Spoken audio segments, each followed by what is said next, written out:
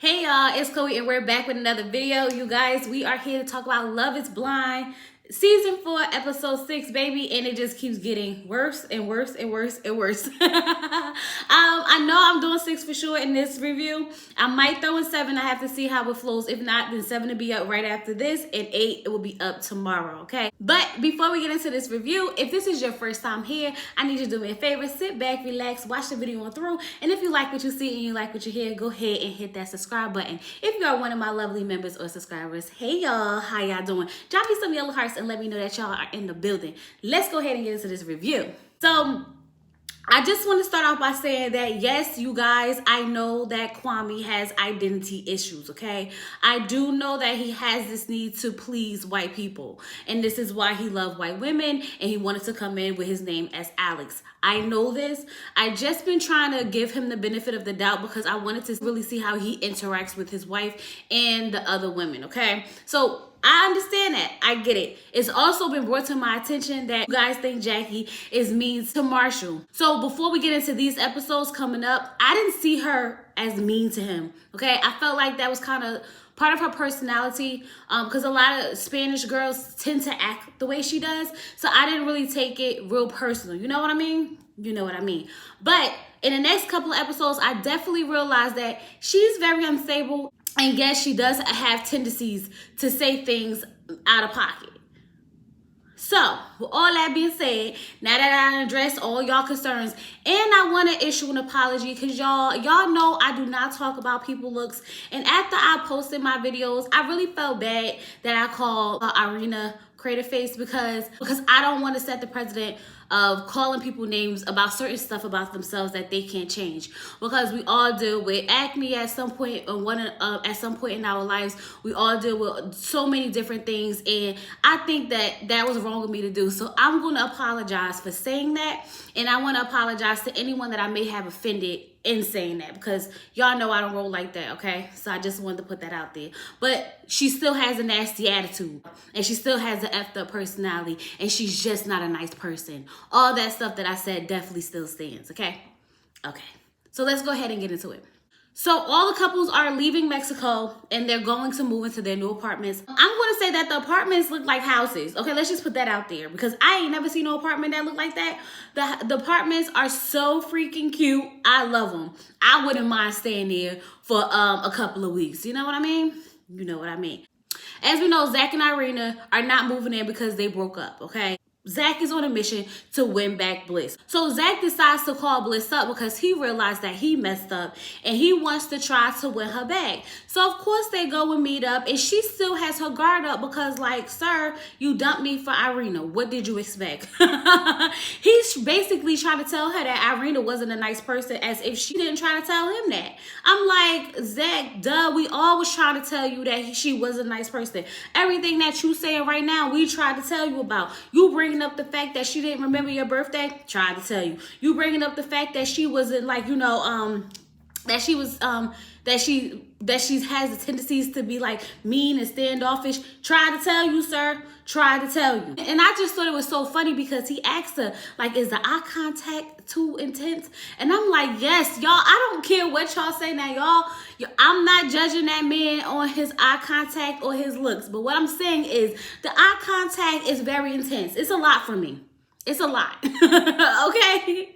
But Bliss isn't giving in that easy. He's going to have to do a whole lot more to tell her how bad Irina was for her to take him back. You know what I mean?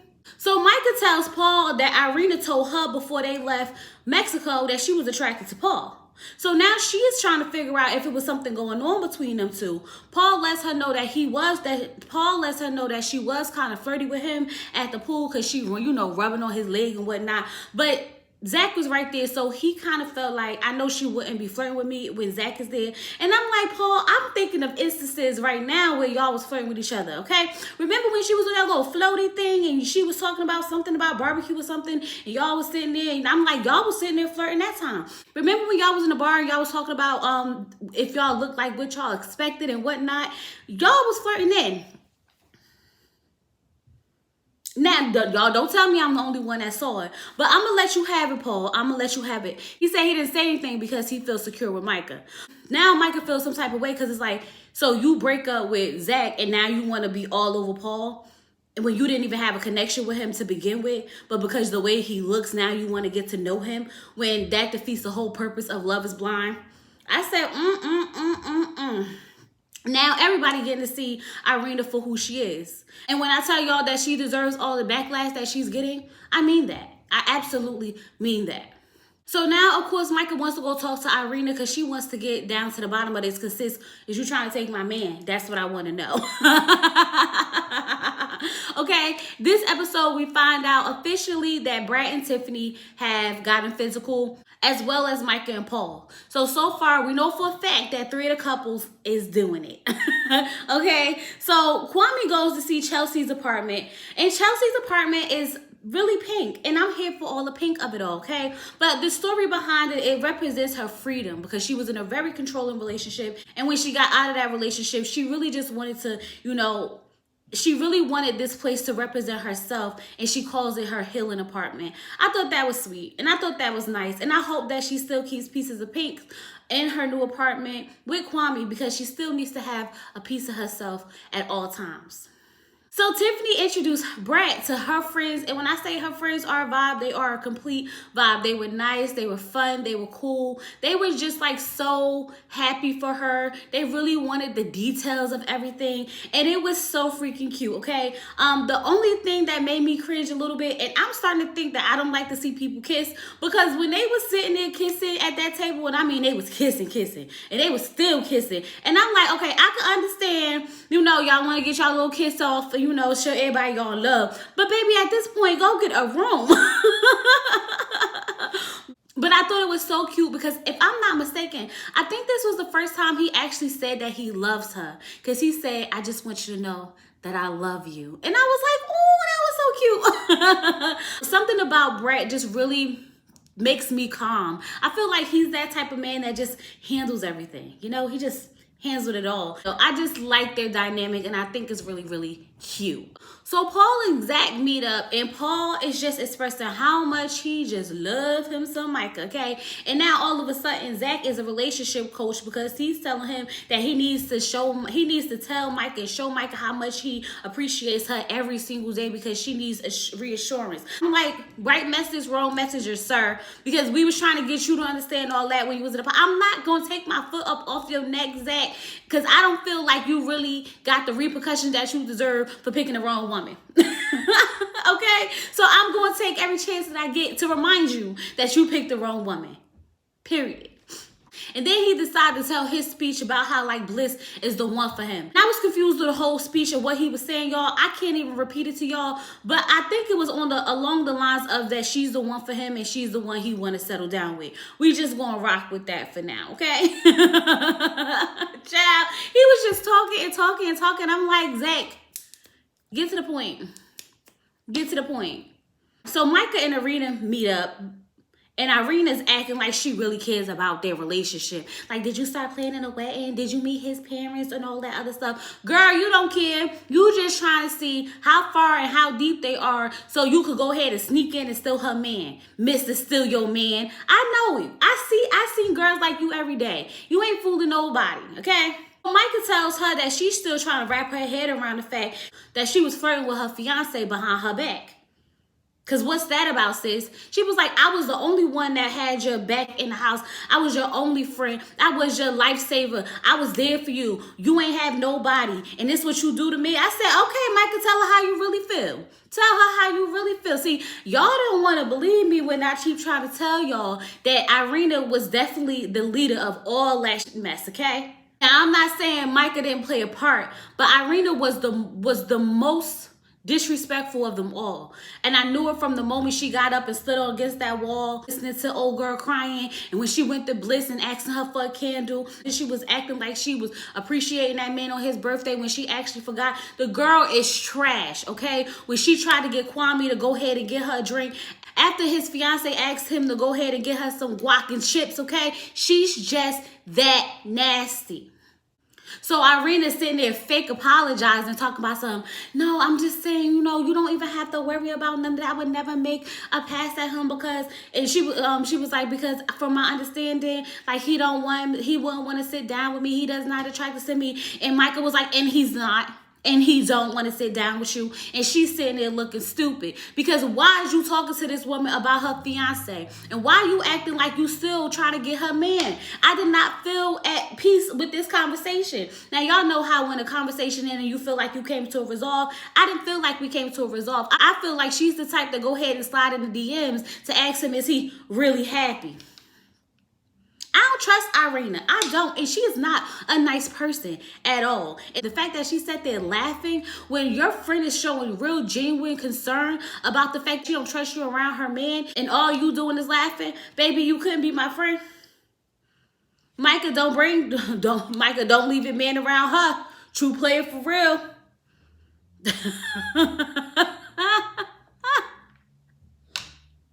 Ciao.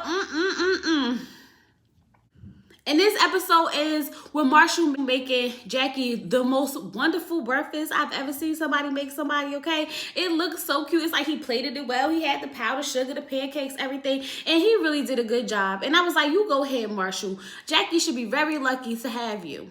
She really should. All right, so we just gonna slide into episode 7 because episode 6 went by like this, okay? So Chelsea is nervous for her dad to meet Kwame, and they in the house giving me anxiety, okay? Because although he said that she's giving him anxiety, even though he said he was calm, I'm sitting here like both of y'all getting on my nerves. Somebody sit down, okay? He walking back and forth, she walking back and forth. They finally sit down and they having this conversation because she said that she really didn't tell her father about the process. Now, I'm sitting here thinking to myself, like, I wonder if his father is going to be low-key racist. Is his father going to be low-key accepting of a biracial relationship? Like, I'm thinking all these things, and I'm sure she was thinking all these things too, because we don't really know if Chelsea has a history of dating black men. Now, we know for a fact that Kwame has a history of dating white women, but we don't know about her. So I was sitting here on edge a little bit, okay? Her father ended up coming in, and they explain the process to him, and she lets them know that they basically fell in love blind. They never saw each other, and he proposed to her, and she said yes. When father was like, oh, you did? He was just so happy for them, and I felt a sigh of relief because I feel like when it comes to those type of situations, this can either go one way or another. You never know, okay? You just never know. So when they sit down, Kwame did end up asking her father, could he have his blessings to continue to move forward and marry his daughter. And as much as I want to say that I was happy and smiling for both of them, something about this relationship just tells me it's going to fail. And y'all know I'm a sucker for love. I'm a hopeless romantic, and I really want love to win all the time. And as much as I would want for them to work, I just don't feel like it is. I'm sorry to say it, okay? Micah meets Paul's mom for the first time, and mom told her that she had put the whole private investigative team to work. Okay, so she knew who Micah was before Micah even showed up. I said, Dad, not you find her Facebook, her mother, her father, her dog, her cousin, her sister, her brother, everybody before you get the chance to meet her. Come to find out that daggone Paul is marrying his mama. Y'all, when I tell you that Micah is the younger version of his mother, baby, Paul, you don't went and found your mother. It's giving you got mommy issues, unresolved mommy issues at that. Because how that happened? And I'm just sitting here like, because even Micah was like, I'm just trying to figure out because we're so total opposite. And now I get it. He's marrying his mom. And I was like, I don't know if this is good or bad. But baby, we're going to have to figure it out. Y'all, I'm not going to lie, but Paul gives me nothing. Like, I can't read him. It's hard for me to figure him out. His personality is kind of dry. Like, Paul, who are you, sir? So we get to see Brett's apartment, and his apartment got a lot of electronics, y'all. Even the daggone paper towel holder is high tech. I was like, come on now. I was here for all of that. Okay, the VR set. Y'all know I love me a good old VR. I put that thing on. I be fishing and all types of stuff. So I was here for all of that. He showed her around the apartment. And you know, it's a nice apartment. She said she could see herself living there. And he was like, that's exactly what I want to hear. It was just so sweet. The only concern that she had about his apartment was the fact that there's really no space for her. Like, he lives in all of it. His whole apartment is taken up by him. She doesn't have a place for her work. She doesn't have a place for her clothes, a place for her shoes, nowhere, okay? Nothing. So he told her, if you like this building, we could go ahead and get another apartment. We could get a 2 or 3 bedroom. And I said, that's what I'm talking about. Step in and handle business. She's asking him, like, are you scared to have me move in? And he was like, no. I've been waiting for this moment for a while. And I was like, that's what I'm talking about. A man who knows what he wants and ain't scared of it. Brett confidence and his calm, cool, collected self won me over. Zach decides that he's going to try to win Bliss back with dinner, but he can't even make steak. I don't even think he got the chance to make the steak because he ruined it in the little pouches inside the water. I'm like, this is a sign. Y'all need to cut it out. It's destined to be ruined. Just like that steak, okay? Not both, and both the steaks was ruined. Not one, but both the steaks. Zach is weird, y'all. I don't know why the rooms, when you open the doors to the room, it's the Harry Potter song. I'm like, she kind of likes it. And you know what? It's somebody for everybody, baby. And if you like it, Bliss, I love it, girl. I love it. They get up. He's trying to dance with her. I was like, let me be honest. Let me be honest, y'all. I wanted Bliss and Zach to be together. Okay? I don't see the chemistry between the two of them that I saw in the pods. It does not translate in person. It just does not. And I don't know if it's because deep down inside, I'm still upset at the fact that he didn't choose her. And I don't want her to be second best or second choice, or to just, you know, or for him to just settle for her. And I feel like at this point, he's settling for her and she's settling for him. And I don't like that. And I think it's really altering my judgment about their relationship, because it's like, I don't see the chemistry that they speak so intensely about them having. I don't know. Y'all let me know. Do y'all see it? Because I don't see it. But nonetheless, the only thing about that date that would seem good to me was the cake. The cake looked good. We saw Kwame's apartment, and all I'm going to say about that apartment is he needs to clean it. The end. So now it's time for Kwame to call his mom, because he wants to tell his mom that he's engaged and he's getting married, and he wants her, you know, to be there, of course. So he goes and he calls his mom, and I really, with everything in me, wanted them to just go ahead and let us hear what the mom said. Because something in me was telling me that she had the accent real heavy, and she was telling Kwame, this ain't right. Kwame, this ain't right. Okay, and I just wanted to hear it. I really did. But ultimately, she's not happy with any of this. And she feels like he made the wrong choice. She said, as a mother, I expected more of you. I said, well, child, y'all, this is not good. Kwame is not marrying Chelsea. I am sorry. Chelsea's not the girl Kwame really wants.